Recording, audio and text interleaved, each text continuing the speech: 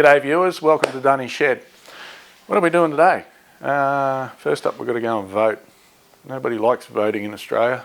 It sucks. People stand out the front and try to get you to vote for their parties that you're really not interested in. You already know who you're voting for, don't need to tell me. Alright, after that, you're going to put some edging on the front lawn between the neighbours' place and our place. They're just about ready to start putting their grass down, and I really don't want their grass contaminating ours because we've got lovely Tiff Tuff, and they are putting down kikuyu as part of the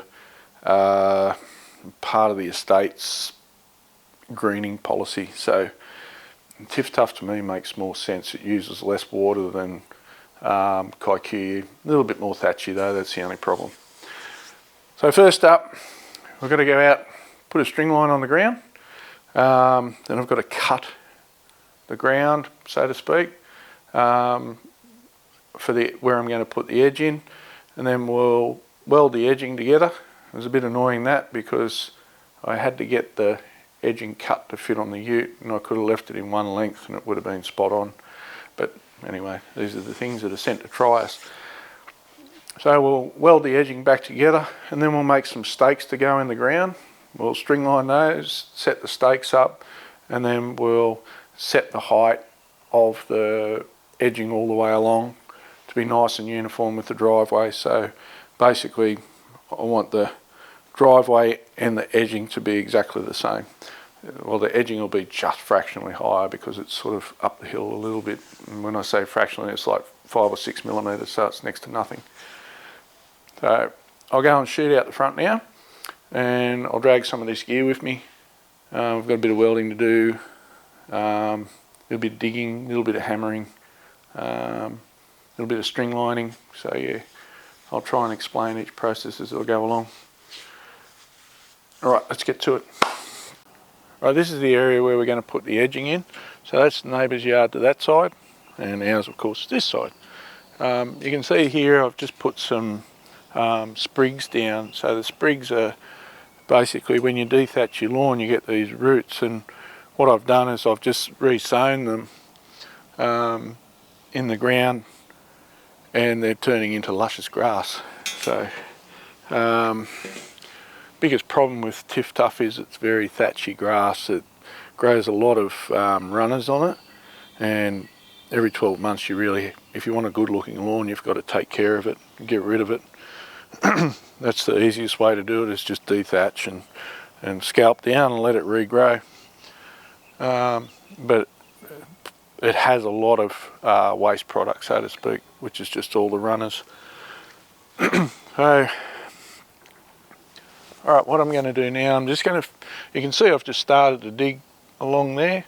It started to pour down with rain. We've had a lot of rain here lately. So I'll just rerun the string line all the way out to the road, and then I'll cut into the ground and cut it back so that we can put our edging in. So 100 by 6 flat, so it's steel, yes. Probably a lot of other things you could use. There's cheaper versions of stuff you can use, but I wanted this because it's going to last a long time. Even though I didn't get galvanised, which probably would have been better, this will still last quite a long time, so it'll look quite good. Alright, so first up, let's run our string line. Oh, I'll show you what the grass looks like now that we took all those sprigs from. Everybody congratulates me on how good this lawn takes. So everybody congratulates me on how this lawn looks, and they seem to think it takes me forever, but I would say during summer I'm doing 2 hours a week on it, and at the moment we're just coming into winter, so we're probably a month off winter. The growth has slowed right down, the ground temperature's sort of dropped, so the growth isn't there, but I'm doing a weekly mow still. This one was from turf. It was planted in December. It was put down in December, and This one out here in the front yard, it was done from seed. So that should start to come good about September. It'll start to grow again, and then we can put some sand over the top to level it out. Anyway, I'm not really a lawn channel, so I don't plan to harp on my lawn, but I do enjoy having nice grass. All right, we'll get on with this. As I say, I'll get the string line out and then we'll chip along.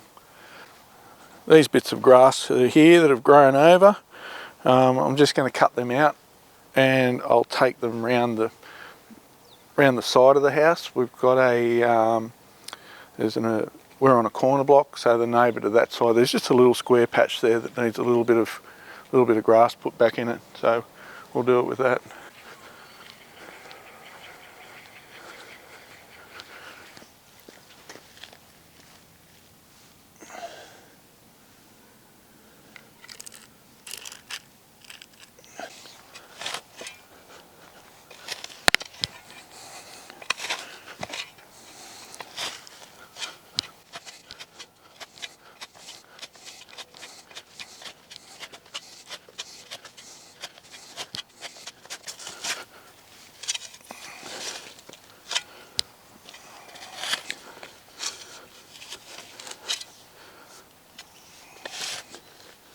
Oh, the bin's gone.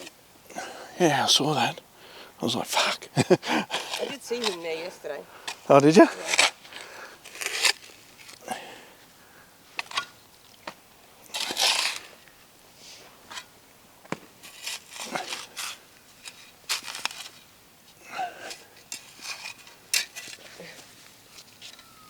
Oh, you mongrel.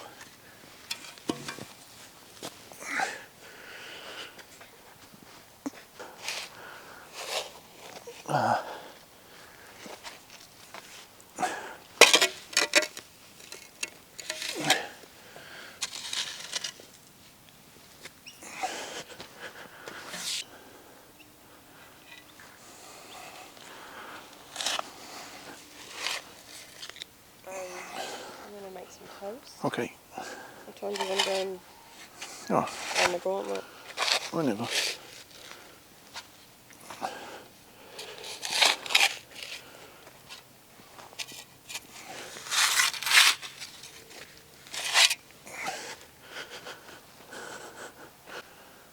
Oh, damn it. I shouldn't have put it that close to the edge. To the edge. Yeah, I've got to put the sprinklers in there, yeah.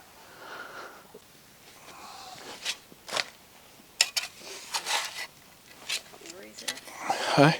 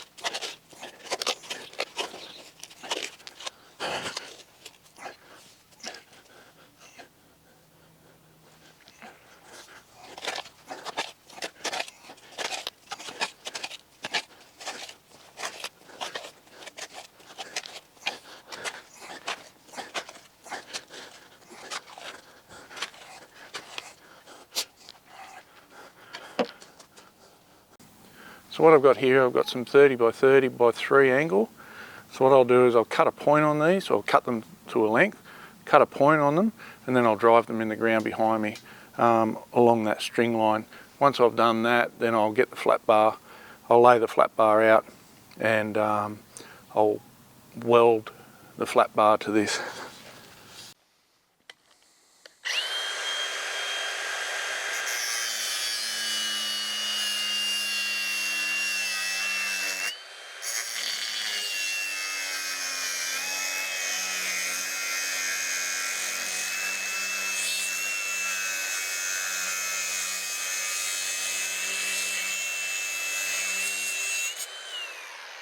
So there's the first one. Basically all we do is just drive these straight in the ground like that, and they're home and hosed.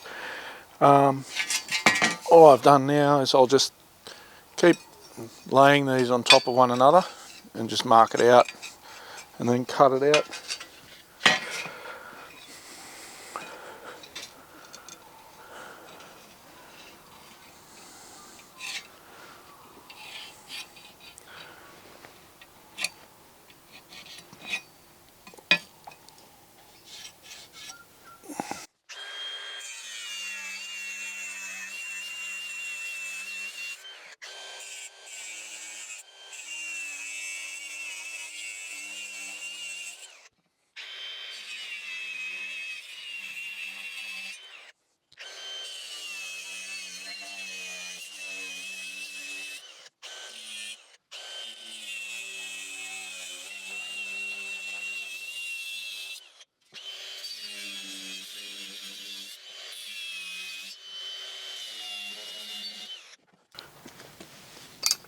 Okay, so now what we'll do, we'll just knock these in the ground, get them as straight as possible, put them right up against our string line,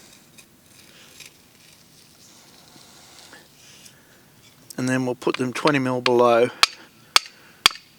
that string line.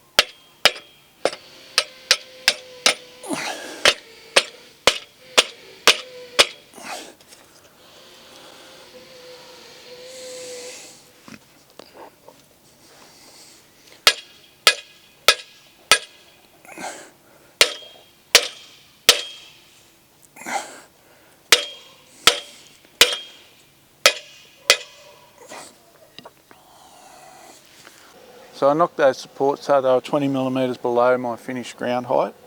So what I'm going to do now is I've sat the flat bar in there and clamped it all up to it nice and tight and made sure it's nice and straight. I had to do a couple of little adjustments, so it's pretty much spot on there now. So now I'll just weld it all in place, take the clamps off. Now if you're worried about me wearing shorts, so am I. Well, not really. I'm shielding myself from the arc because I'm welding on that far side of this flat plate, so the arc won't really get to me.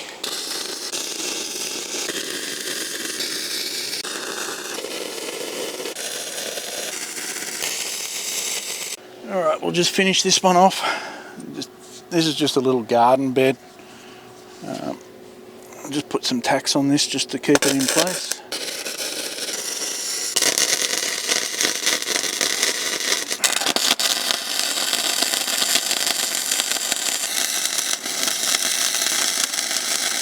Alright, so there you have it, one nice little lawn edge.